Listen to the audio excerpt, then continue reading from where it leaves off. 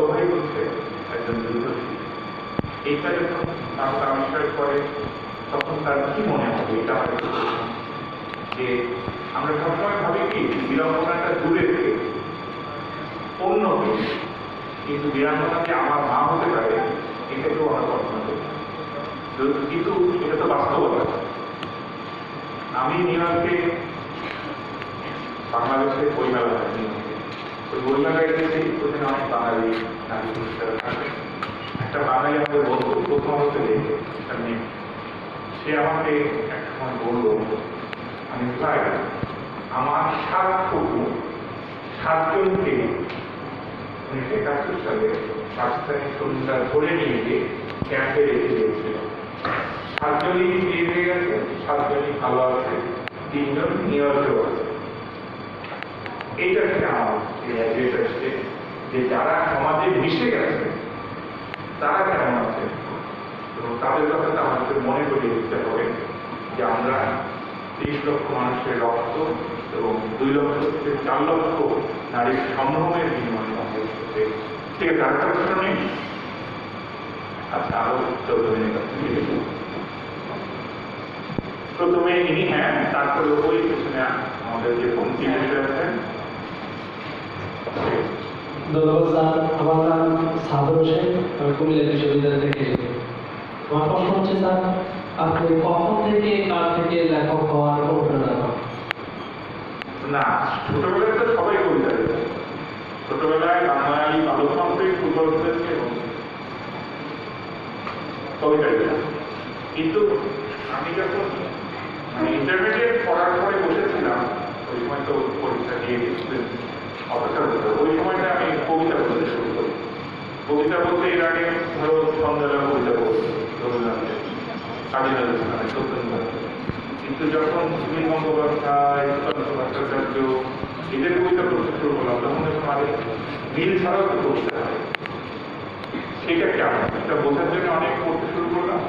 তখন আমার কবিতায় গিয়ে পড়তো। আর ওই সময়টা তো ধরো 18 বছর বয়স, 16 বছর, 17 বছর বয়সে বাঙালি আমরা তো বড় হয়েছি নারী বর্ণিত পরিবেশে। আমাদের সময় মোবাইল ফোন ছিল না, ফলে দূরে একটা বালিঘাটে কিন্তু আমাদের চিত্রচান করতে হতো।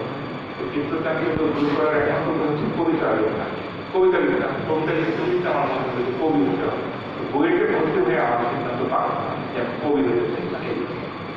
বইয়ের ফার্স্ট ইয়ার সিদ্ধান্ত নিয়েছি। হ্যাঁ, এরপরে ওই বন্ধু, তারপরে আমরা সামনে এই কমলা রঙের পাঞ্জাবি দেখলাম, খুব সুন্দর পাঞ্জাবি।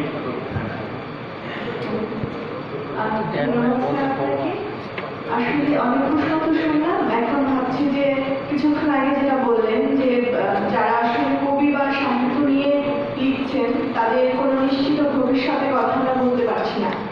স্যার, প্রশ্ন হচ্ছে এখানে যে চারদিকে যখন এত অনিশ্চয়তা, এত যুদ্ধ বিগ্রহ, এত জীবিত শিক্ষার্থী, তাদেরকে কেন আমরা অনিশ্চয়তা থেকে ঠেলে দিচ্ছি? একটু নিশ্চয়তাকে আমরা আশা করতে পারি না? আর এখানে একটু বলি, আমি নিজেও ভীষণ সাহিত্য অনুরাগী, আমি খুবই সাহিত্য পছন্দ করি, কিন্তু এই ধরনের অনিশ্চয়তার বিষয়গুলো আমাকে সত্যি অনেক ভাবায়। যদি উত্তর দিতে ধন্যবাদ। এত সুন্দর করে তুমি বলেছো যে আমরা কিন্তু হয়ে গেছি। বিশ্বজিৎ দা কিন্তু কবি, রাত্রেবেলা কবিতা গেছে। হ্যাঁ, বলো। আমি সুমিত্রা করতে বরিশালে যখন পড়িয়েছেন ওনার ছাত্ররা পরে বলছে উনি পড়াতে পারতেন, ওনার হাতের তালু ভাঙত, ক্লাসে কথা বলতে পারতেন। কলকাতাতে গিয়ে উনি সফল হন এবং উনি যে ভালো কবিতা লেখেন এই বিষয়ে তার কনফিডেন্স তো ছিল। উনি একদিন হাঁটতে হাঁটতে তার পাশে আরেকজন লেখক থাকছিল, তার হাত ধরে বলতো আমার লেখাগুলি কি কোনো লেখা হয়, এবং খুব দারিদ্র এবং কষ্টের মধ্যে যেত মানুষ। এবং ধরো যে কলকাতাতে ট্রাম এত ধীরে চলে কখনো ট্রামের নিচে পড়ে কেউ মারা যায়, কিন্তু জীবনানন্দ দাস মারা গেছেন কারণ উদাস ছিলেন, কবিতাটা হয়তো ভালো ছিলেন, এই জন্য অ্যাক্সিডেন্ট করে মারা গেছে। মানিক বন্দ্যোপাধ্যায় নাম তো শুনেছেন, সবার পড়া হবে। মানিক বন্দ্যোপাধ্যায় বিনা চিকিৎসায় মারা গেছেন, অথচ খুব ভালো ছাত্র ছিলেন। তিনি ম্যাট্রিকের ফার্স্ট ডিভিশন, ইন্টারমিডিয়েটের ফার্স্ট ডিভিশন, তারপরে তিনি গণিত নিয়ে ডিগ্রি করতে গেলেন, তখন তাকে গল্প পেয়ে বসলো, সাহিত্য পেয়ে বসলো, উনি আর পাশ করতে পারলেন না। পরে এই লিখে লিখে তিনি আয় করতেন। উনি লিখতেন প্রধানত টাকার জন্য। উনি যখন অসুস্থ হয়েছিলেন এবং মারা গেলেন, তখন তাকে অনুলেখকরা এসে দেখা করলো মরে যাওয়ার পরে তার পরিবারের সাথে, তার স্ত্রীর সাথে। তার স্ত্রীকে বললো যে উনি এত অসুস্থ, আপনারা আপনাকে ফোন করেন না, এটা ফোন করলেও তো পারছে। তখন তার স্ত্রী জবাব দিয়েছিলেন, ফোন করতেও তো পয়সা লাগে। এই কথাটা মানিকগঞ্জ ছিল না।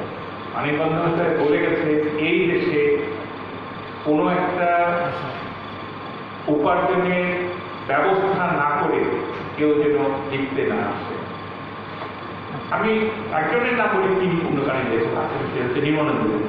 উনি লেখাপড়া করতে পারেন এবং খুব খারাপ নাই, কিন্তু খুব ভালো।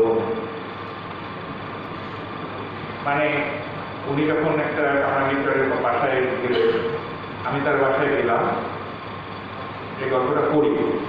আমরা দুইজন বাংলা লিঙ্কের একটা বিজ্ঞাপন করেছিলাম, মাত্র বছর করে।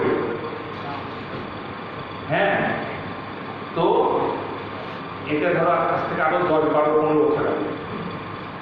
আমাকে বললো যে নির্মাণকে আমরা 3 লাখ টাকা দিব, আর আপনাকে দেবো 2 লাখ টাকা, আমাকে দিয়ে 2 লাখ টাকা। আমি নির্মাণের পাশে দাঁড়ায় শহীদ মিনারে ফুল দিতে হবে, হচ্ছে তা আমি তো খুশি, কারণ নির্মাণের পাশে দাঁড়ানো মানে আমি তো লেখক স্বীকৃতি দিতে হবে।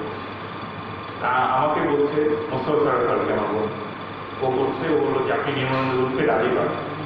তারপরে আমি নির্মাণের কাছে গেলাম রাত্রে 8টা 9টার দিকে, শাহবাগে আড্ডা দিচ্ছেন ঢাকা। আমি তাকে বললাম, বাড়ি যাবেন না? বুঝতে যাবেন। কেমনি যাবেন? আপনি আমার গাড়িতে উঠবেন। আমি নিজে গাড়ি ক্যাব করছিলাম, ওনাকে আমার গাড়িতে তুললাম। তুলে আমি কামরাঙ্গীর চরে তার বাড়িতে যখন যাচ্ছি, তখন দেখছি কেরোসিনের গন্ধ, ছেলেমেয়েরা রাস্তার মধ্যে চিৎকার চেঁচামেচি করছে। বোঝাই যাচ্ছে একটা দরিদ্র পল্লী, এবং কেরোসিনের গন্ধ সাধারণত গ্রামে এড়িয়ে পাওয়া যায়। তারপর আমি তার বাসায়